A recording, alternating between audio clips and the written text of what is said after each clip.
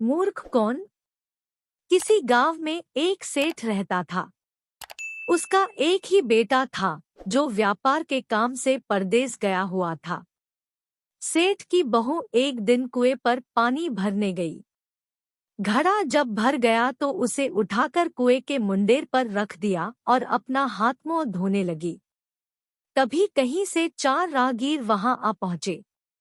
एक राहगीर बोला, बहन, मैं बहुत प्यासा हूँ, क्या मुझे पानी पिला दोगी? सेठ की बहू को पानी पिलाने में थोड़ी झिझक महसूस हुई, क्योंकि वह उस समय कम कपड़े पहने हुए थी। उसके पास लोटा या गिलास भी नहीं था जिससे वह पानी पिला देती। इसी कारण वहां उन राहगीरों को पानी पिलाना उसे ठीक नहीं लगा। बहू ने उससे पूछा, आप कौन है? राहगीर ने कहा, मैं एक यात्री हूँ। बहू बोली, यात्री तो संसार में केवल 2 ही होते हैं, आप उन दोनों में से कौन है? अगर आपने मेरे इस सवाल का सही जवाब दे दिया तो मैं आपको पानी पिला दूंगी, नहीं तो मैं पानी नहीं पिलाऊंगी। बेचारा राहगीर उसकी बात का कोई जवाब नहीं दे पाया। तभी दूसरे राहगीर ने पानी पिलाने की विनती की। बहू ने दूसरे राहगीर से पूछा, अच्छा तो आप बताइए कि आप कौन है? दूसरा राहगीर तुरंत बोल उठा, मैं तो एक गरीब आदमी हूँ। सेठ की बहू बोली, भैया, गरीब तो केवल 2 ही होते हैं, आप उनमें से कौन है? प्रश्न सुनकर दूसरा राहगीर चकरा गया। उसको कोई जवाब नहीं सूझा तो वह चुपचाप हट गया। तीसरा राहगीर बोला, बहन, मुझे बहुत प्यास लगी है, ईश्वर के लिए तुम मुझे पानी पिला दो। बहू ने पूछा, अब आप कौन है? तीसरा राहगीर बोला, बहन, मैं तो एक अनपढ़ गंवार हूँ। यह सुनकर बहू बोली, अरे भई, अनपढ़ गंवार तो इस संसार में बस 2 ही होते हैं, आप उनमें से कौन है? बेचारा तीसरा राहगीर भी कुछ बोल नहीं पाया। अंत में चौथा राहगीर आगे आया और बोला, बहन, मेहरबानी करके मुझे पानी पिला दे। प्यासे को पानी पिलाना तो बड़े पुण्य का काम होता है। सेठ की बहू बड़ी ही चतुर और होशियार थी। उसने चौथे राहगीर से पूछा, आप कौन है? वह राहगीर अपनी खींच छिपाते हुए बोला, मैं तो, बहन, बड़ा ही मूर्ख हूँ। बहू ने कहा, मूर्ख तो संसार में केवल 2 ही होते हैं, आप उनमें से कौन है? वह बेचारा भी उसके प्रश्न का उत्तर नहीं दे सका। चारों पानी पिए बगैर ही वहां से जाने लगे तो बहू बोली, यहाँ से थोड़ी ही दूर पर मेरा घर है, आप लोग कृपया वहीं चलिए, मैं आप लोगों को पानी पिला दूंगी।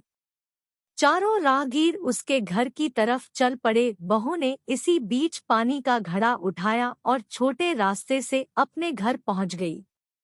उसने घड़ा रख दिया और अपने कपड़े ठीक तरह से पहन लिए। इतने में वे चारों राहगीर उसके घर पहुंच गए। बहू ने उन सभी को गुड़ दिया और पानी पिलाया। पानी पीने के बाद वे राहगीर अपनी राह पर चल पड़े।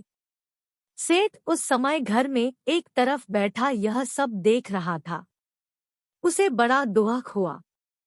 वह सोचने लगा, इसका पति तो व्यापार करने के लिए परदेस गया है और यह उसकी गैर हाजिरी में पराए मर्दों को घर बुलाती है, उनके साथ हंसती बोलती है। इसे तो मेरा भी लिहाज नहीं है। यह सब देख अगर मैं चुप रह गया तो आगे से इसकी हिम्मत और बढ़ जाएगी। मेरे सामने इसे किसी से बोलते बतियाते शर्म नहीं आती तो मेरे पीछे न जाने क्या क्या करती होगी। फिर एक बात यह भी है कि बीमारी कोई अपने आप ठीक नहीं होती, उसके लिए वैद्य के पास जाना पड़ता है। क्यों न इसका फैसला राजा पर ही छोड़ दूं। यही सोचता वह सीधा राजा के पास जा पहुंचा और अपनी परेशानी बताई। सेठ की सारी बातें सुनकर राजा ने उसी वक्त बहू को बुलाने के लिए सिपाही बुलवा भेजे और उनसे कहा, तुरंत सेठ की बहू को राजसभा में उपस्थित किया जाए। राजा के सिपाहियों को अपने घर पर आया देख उस सेठ की पत्नी ने अपनी बहू से पूछा, क्या बात है बहू रानी? क्या तुम्हारी किसी से कहासुनी हो गई थी जो उसकी शिकायत पर राजा ने तुम्हें बुलाने के लिए सिपाही भेज दिए? बहू ने सास की चिंता को दूर करते हुए कहा, नहीं सासू माँ, मेरी किसी से कोई कहासुनी नहीं हुई है। आप जरा भी फिक्र न करें। सास को आश्वस्त कर वह सिपाहियों से बोली, तुम पहले अपने राजा से यह पूछकर आओ कि उन्होंने मुझे किस रूप में बुलाया है, बहन, बेटी या फिर बहू के रूप में? किस रूप में मैं उनकी राजसभा में मैं आऊं? बहू की बात सुन सिपाही वापस चले गए। उन्होंने राजा को सारी बातें बताई।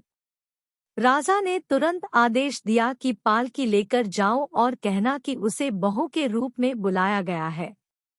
सिपाहियों ने राजा की आज्ञा के अनुसार जाकर सेठ की बहू से कहा, राजा ने आपको बहू के रूप में आने के लिए पालकी भेजी है। बहू उसी समय पालकी में बैठकर राजसभा में जा पहुंची। राजा ने बहू से पूछा, तुम दूसरे पुरुषों को घर क्यों बुला लाई, जबकि तुम्हारा पति घर पर नहीं है? बहू बोली, महाराज, मैंने तो केवल कर्तव्य का पालन किया। प्यासे पथिकों को पानी पिलाना कोई अपराध नहीं है। यह हर गृहिणी का कर्तव्य है। जब मैं कुएं पर पानी भरने गई थी, तब तन पर मेरे कपड़े अजनबियों के सम्मुख उपस्थित होने के अनुरूप नहीं थे। इसी कारण उन राहगीरों को कुएं पर पानी नहीं पिलाया। उन्हें बड़ी प्यास लगी थी और मैं उन्हें पानी पिलाना चाहती थी। इसीलिए उनसे मैंने मुश्किल प्रश्न पूछे और जब वे उनका उत्तर नहीं दे पाए तो उन्हें घर बुला लाई। घर पहुंचकर ही उन्हें पानी पिलाना उचित था।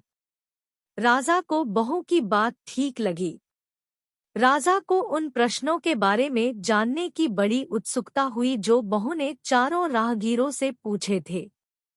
राजा ने सेठ की बहू से कहा, भला मैं भी तो सुनूं कि वे कौन से प्रश्न थे जिनका उत्तर वे लोग नहीं दे पाए। बहू ने तब वे सभी प्रश्न दोहरा दिए। बहू के प्रश्न सुन राजा और सभासद चकित रह गए। फिर राजा ने उससे कहा, तुम खुद ही इन प्रश्नों के उत्तर दो, हम अब तुमसे यह जानना चाहते हैं।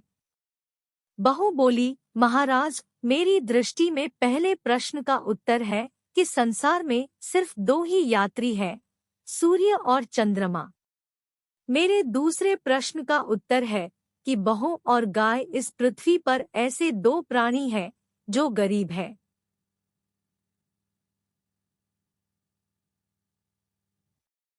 अब मैं तीसरे प्रश्न का उत्तर सुनाती हूँ।